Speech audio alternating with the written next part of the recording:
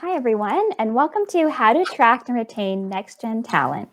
I'm Tammy Kim-Newman, a business developer with Cooperative and Experiential Education, and I help connect new employers with top talent. I'm joined today by Donna Shin, who's an account manager with Cooperative and Experiential Education. And Donna has years of experience supporting finance and fintech companies with their recruiting strategies. Before we get started today, the University of Waterloo would like to acknowledge that much of our work takes place on the traditional territory of the neutral Anishinaabe and Haudenosaunee peoples. Our main campus is situated on the Haldeman Tract, the land promised with 6 miles on each side of the Grand River. Our active work towards reconciliation takes place across our campuses through research, learning, teaching, and community building, and is centralized within our Indigenous Initiatives Office. So today, we're going to give you some insights into next-gen talent, how to attract top talent, some skills analysis and trends that we're seeing on our end, how to retain talent, how to fund your hires, and hopefully some time for some Q&A at the end. The University of Waterloo operates the world's largest co-op program.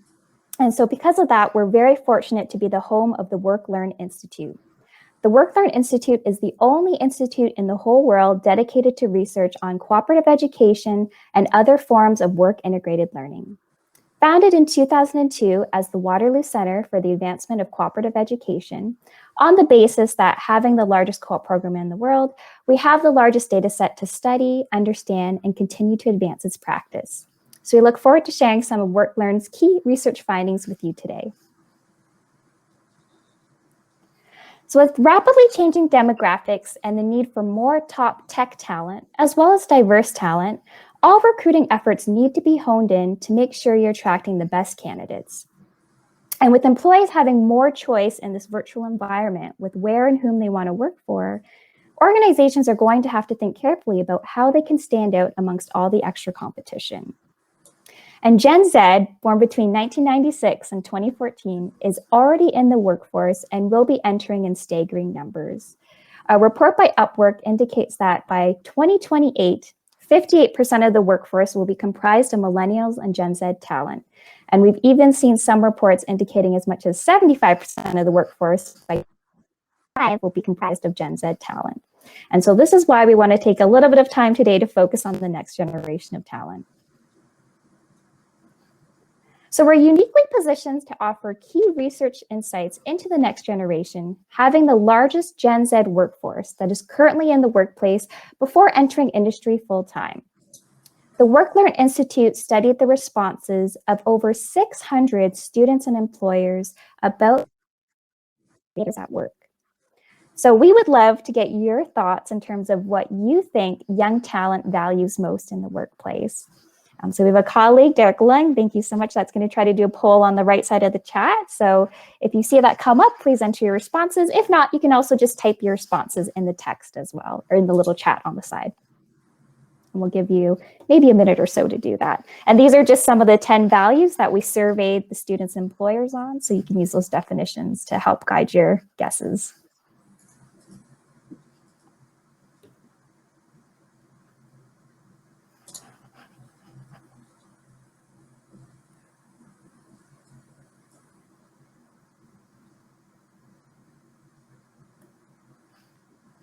Interesting to see that self-direction seems to be trending in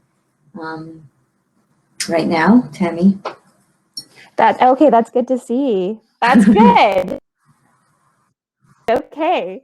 So all of the votes are for self-direction, actually. That's amazing. So now we're going to share our research findings with you. And I think the audience, is doing pretty good in terms of their instincts. So when we surveyed our students, we found that Next Gen actually cares about benevolence as the most important value. So benevolence being, helping those that are close to you, friends, family, colleagues. And so it's interesting to note when you look at Table C, what employers perceive about what Next Gen actually values. They place benevolence actually quite a bit lower down in the list, which is a bit surprising. So when we look at what employers value most in Table B, self-direction is number one. And I think that kind of aligns with what we were just seeing in the poll there and in the chat. That self-direction, so independent thought, managing oneself is very important to succeed in the workplace. And self-direction is good because that was kind of hit on all three categories. So students did have self-direction in their top three, and employers also perceived that students cared about self-direction as well. What's interesting is when you look at Table C and what employers perceive to be most important to Next Gen in terms of values was hedonism. So having fun, enjoying what you do, which is not completely off base because hedonism was in the top three when you look at Table A for what students actually valued. And so this creates a very interesting challenge for recruiters and organizations because somehow you have to find that sweet spot and balance between marketing a fun work environment and culture while also stressing the impact and social good. So one tip we have for you today is if you're at an organization that is fortunate enough to do volunteer hours or days as part of your company culture, make sure you're sharing that on social channels where Next Gen talent is going to see that, and that might kind of lift the organization brand in their opinion. So next we're going to look at top motivators at work. And so we looked at what employers perceive the next generation cares about and what students actually are motivated by at work based on their responses. So it's interesting to see that employers perceive flexible workplace and hours as being the most important to Gen Z. And again, it might play into that previous slide with, hedonism. So maybe they think that Next Gen wants more time to have more fun and do their hobbies, things that bring them joy outside of work as well. What's positive about these findings is about half of the results are accurate. So when we look at what students care about, they're motivated by enjoying what they do, having a positive impact on society and developing good relationships with their colleagues at work. So that was good to see that employers also identified that as being important in terms of motivation. On the other side, half the results Next Gen cares about is actually incorrect.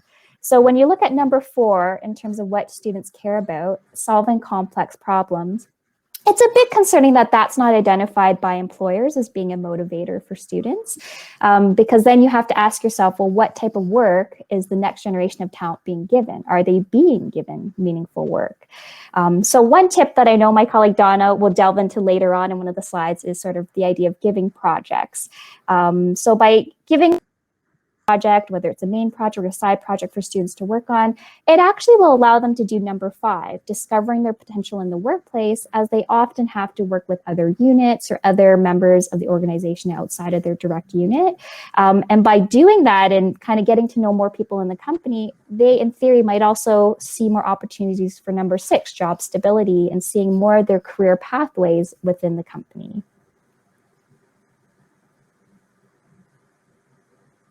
So what employers look for in the hiring process, number 1 and number 2 make sense. They're looking for interpersonal skills and technical skill sets.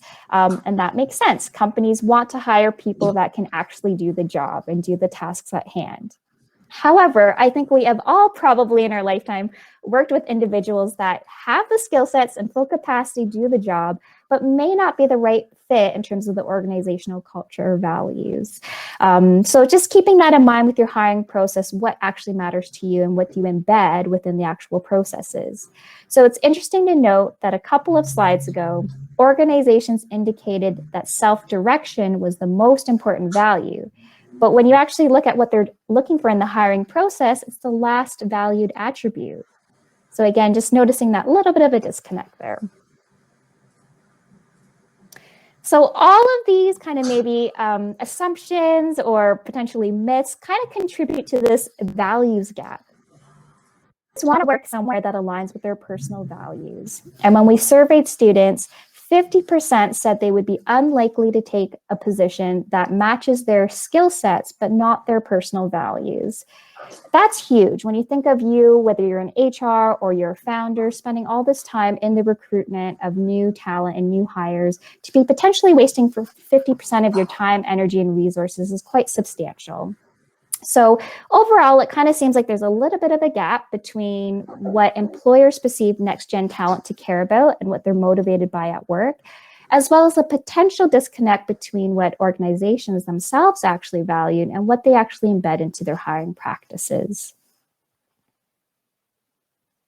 So if you're feeling a little bit worried about how to attract next-gen talent, don't worry, we're here to help you. We're going to highlight some key themes which will help ensure that you're speaking Gen Z's language and ensuring you're doing everything to be yourself as an employer of choice. But first, we'd love to get the audience's perspective on what you think is most important to include on job postings. So if you head over to the poll in the chat, would love to get your kind of insights into what you think is important to include on job descriptions.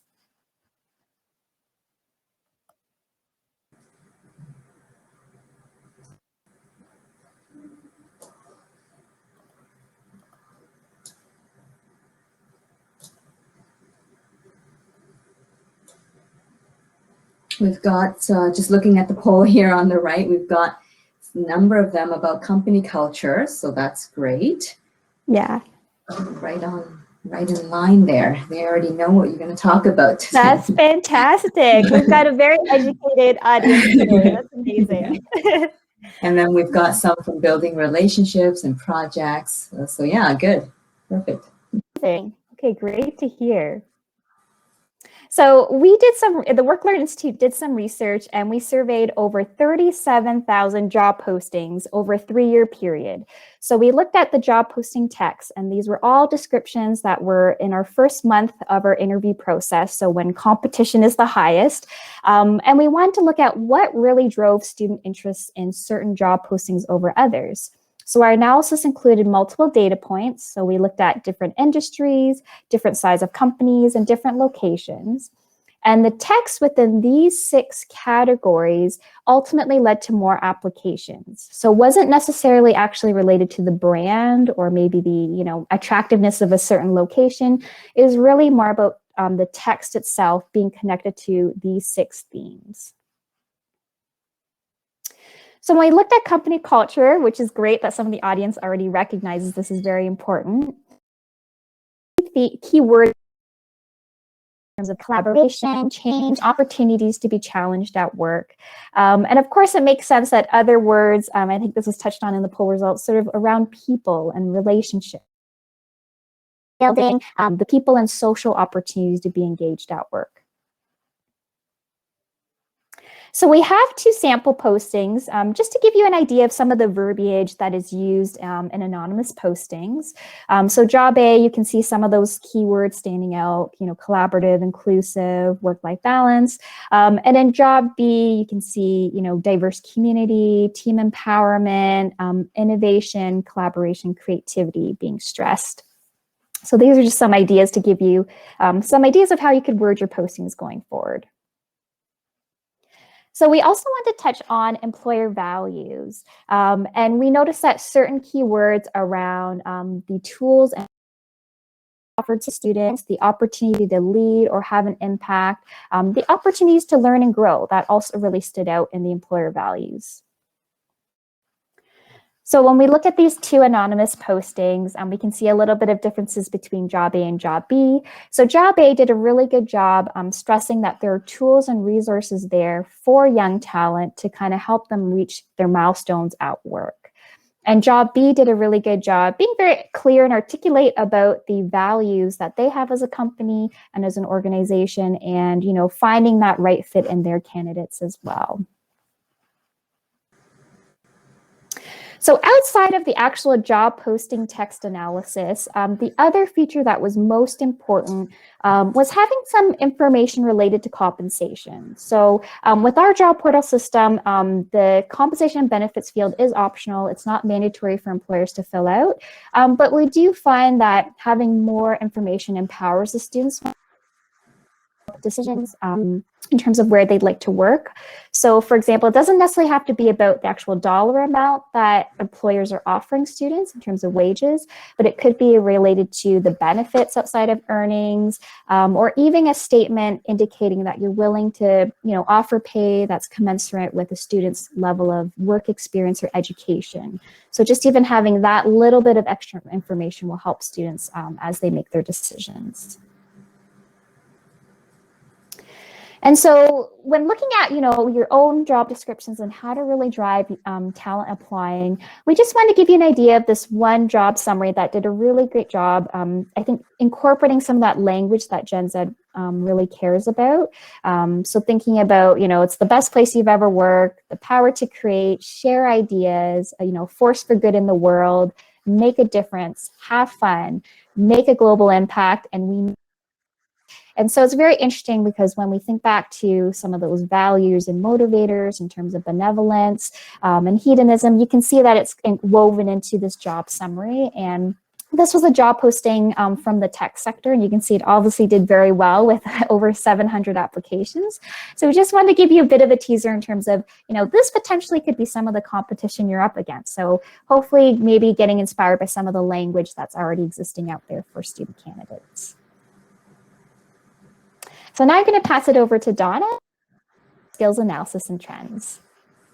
Great, thank you so much, Tammy. Next, I'd like to share some of the skills and trends that we've seen in our postings and what employers and organizations are looking for. When we looked at the words in job postings from our fall 2019 postings, comparing that to fall 2020, we did see some differences in terms of the skills that employers are looking for, especially now in the working world, the virtual working world. You'll see that while there are some related technology tools like Zoom and WebEx that have emerged recently, there's also notable increases in words like resilience, uncertainty, adapt, volatility, juggling, and time management. So really there's over 5% of an increase in these types of words that we're seeing in job postings. So the skills that are needed to navigate the remote work setting is already integrated and appearing in a lot of the language used in job postings and to recruit applicants.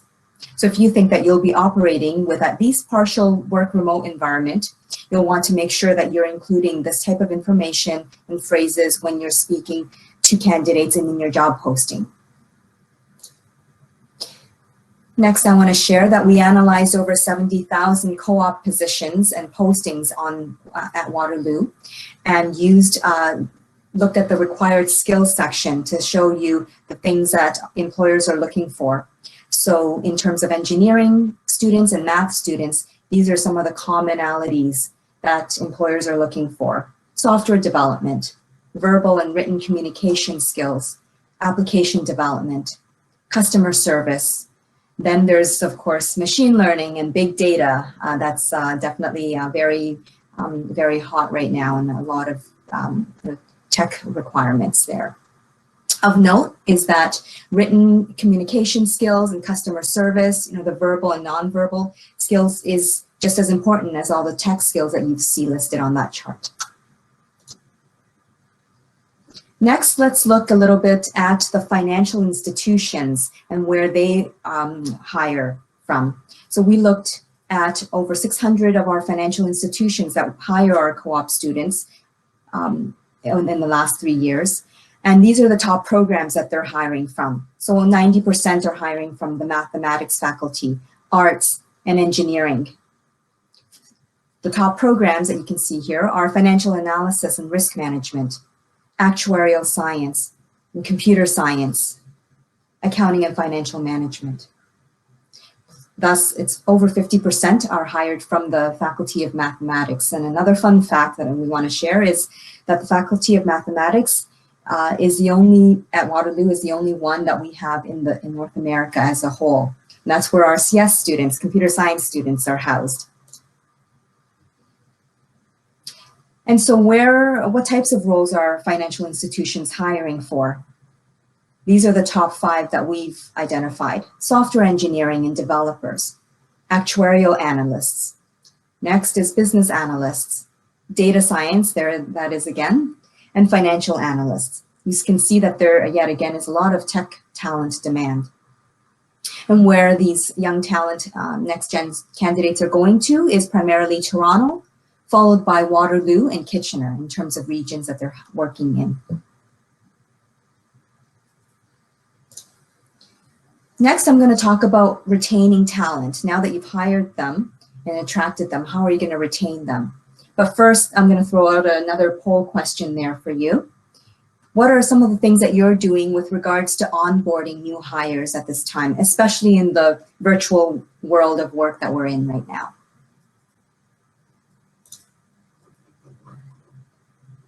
Let's see.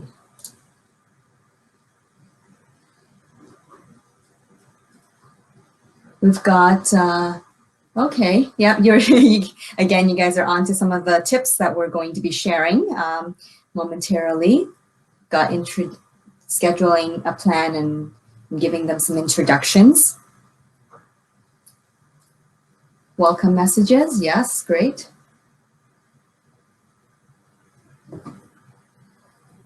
Perfect.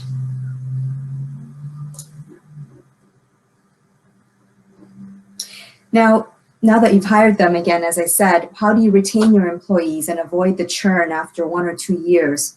The WorkLearn Institute research has shown that there's a connection between the socialization process that a new employee undergoes and the commitment they have to the organization. We found that there's a significant relationship between the remote onboarding process of our students and their performance, as well as their commitment to the job. So the more time organizations invest in welcoming their new hires online and help them understand the role, this leads to a higher performance and commitment. When we surveyed our students, the feedback that we got is when they received welcome messages from their managers, the senior leaders in the company, HR, that was very warm and welcoming, including onboarding activities and orientation like goal setting sessions and training for specific tasks. As well, students told us that having a number of resources to go to, names and contact lists are important to them. Having an introductory schedule or what they can expect in their first couple of weeks on the job. These are things that will provide a positive onboarding experience. And next, let's talk about how to engage your talent in order to retain them.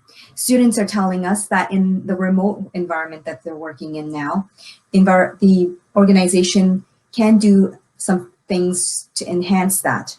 The first is informal connections and social interactions. Students weren't spending less time per se with colleagues relating to the project or having team meetings, but what they were missing out on is the informal, casual connections. They missed out on people stopping by their desks to check in on them and having coffee chats or the ability to go have lunch with coworkers. They also told us that they have a desire to take on meaningful work. When things are explicitly explained to students and how their work connects to the goals of the team and the department and the company, that enhances their experience. Working remotely at this point in time, it makes it more difficult for students to understand and see the connections of what they're working on and how it contributes to what the projects are, because they're not necessarily hearing what else everyone else is working on. On the flip side, it can also mean that managers are not as familiar with the students' capabilities because they're not sitting side by side with them, and hence they may be more cautious about assigning challenging work. So we looked also at how to balance the tasks to give students learning opportunity and organizational support, while at the same time balancing organizational productivity that will benefit both the organization and the student. So how would we create this balance to have a win-win situation between these two aspects? One possible solution is to create a balance by providing that meaningful work and varying the complexity and criticality of the tasks. So combining tasks for students where there is some from each of these aspects, some critical work that needs to be done and some complex work, will create a role that will give the students the opportunity to develop their skills and be productive. If a new employee is only exposed to highly critical and highly complex work, of course, they're going to feel overwhelmed and experience burnout and leave the job early. On the other hand, if a new employee is only given tasks that are low level and low in complexity and low in criticality, they're not going to feel like they're making a big impact. I'll walk you through an example of how this can be done. So in terms of designing a role for next gen students, consider giving them a key or highlight project. This will be something that is important to the organization. It gives the new hire the opportunity to investigate, problem solve, and use their creativity. In examples that students have told us, they've identified solutions that haven't been considered by the company in the past. Key projects is high in criticality. So what we recommend is starting lower with the complexity level and then increasing that as the employee shows their ability. Next, incorporate some of the daily tasks and routine tasks that are critical. What we find is when students, when given these tasks, they're often looking at how to improve incrementally, how to change processes and enhance them because they have a fresh set of eyes and they're curious about why things are done in a certain way. And they may have seen it done in other ways elsewhere so that they can enhance and incorporate that into the daily tasks and routine. One thing to note in our research is that we've heard students are often looking for signals or nudges from their employers to encourage them to make these types of suggestions of improvement. So we will want to let you know that you should encourage them. Otherwise, they may feel like they're being bothersome and may not want to come forward with that type of feedback. And thirdly, in terms of side projects, incorporating a couple of side projects, things that every team might have in terms of what they'd love to get through to, but just don't have the time to do because it may not be on the top of the list. These are things that may be low in criticality and high in complexity, otherwise it would be done already. But adding these to the role will enhance the experience and provide that wholesome, meaningful work experience to next-gen students. Next, I'd like to share some funding opportunities that may be available to you. There's grants and tax credits that we'll go over. The Student Work Placement Program, or SWIP, is federal funding that's administered through various different delivery partners that we work with. The Ontario Chamber of Commerce, ICTC, and TechNation as some examples.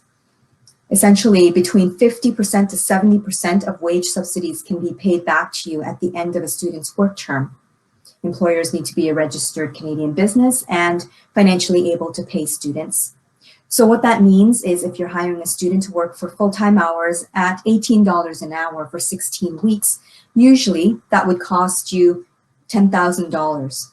But with the SWIP funding that you can tap into, total cost for this would be as low as $3,000.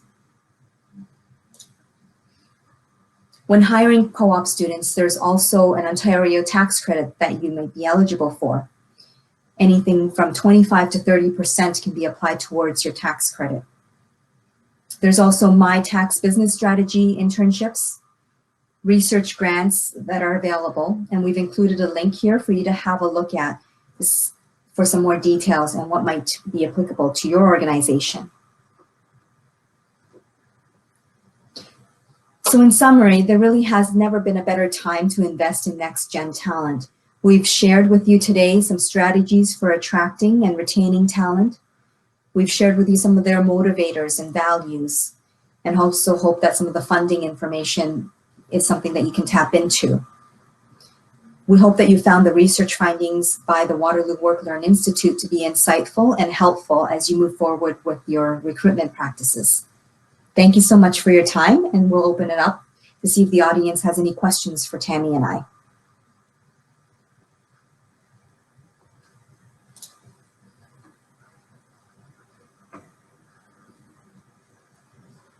Yes, we've put in information in terms of coming by our virtual booth. If you'd like to stop by to chat with us or any of our colleagues in the booth Expo.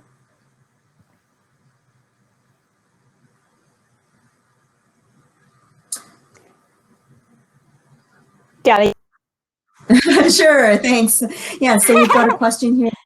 Maximum number of students you can take on. The answer is no, there's not a maximum or a minimum number. Really what we're looking for is, if you're interested in hiring a student, if you've got the support, if you've got the supervision, and if you've got the work, then I'm sure our next gen students are, more than eager to jump in. Mm-hmm. Hope that answers your question. Yeah, absolutely, Donna. And you're right. We've seen, companies that are really small or, maybe at the early startup stage, maybe just taking one or two. But depending on the project work that you have available, I mean, we've seen employers take on 30, 40 plus. And this is kind of a side example, but even with the switch from in-person courses to online, we as an academic institution were able to do that because of actually hiring students. So I think we hired about 300 in one term to convert all the in-person and online courses for the entire student body. So we're very open, and we're always open to supporting you as an employer if you need support or additional questions, depending on the number that you're looking to take on. So definitely connect with us. We've got another one that in here. Please discuss hiring in Canada versus internationally in terms of risks, cost, and value. So in terms of international hiring, of course, we're in a bit of an unusual time right now in the pandemic. So right now there are some additional risks and precautions, but I'll speak first generally because, of course, up until last year, we were all running business as usual. So overall, our students are very open to traveling and working internationally and working elsewhere. They really love that type of experience, whether it's with an international company or a non-international local company. So we definitely see a lot of that. At this point in time, we have with regards to the pandemic, we've got a lot of international students who are studying from home because everything is virtual. So in that case, they're able to, if they secure an employment in that location and submit that to us, then again, they are able to do their co-op term that way. Hopefully that also helps. The cost with regards to Canada versus international will vary and is based on usually sort of the local rates and local standards. I will say that on our website, we have a chart that outlines what our co-op students typically are paid based on their program and faculty. So please go have a look at that. Another question, how long does a student have to be with your company in order to qualify for these grants? And is there a deadline for the summer? Tammy, do you want to take that one? Yeah, sure. So great question, Aiden. So in terms of SWIT funding, the SWPP, definitely there would still be time to recruit for the summer. I guess every school might be a little bit different in terms of their timing, but at Waterloo at least, the students can work anywhere between May to end of August, to be considered as a summer term. So eligible to work anywhere from 8 to 16 weeks.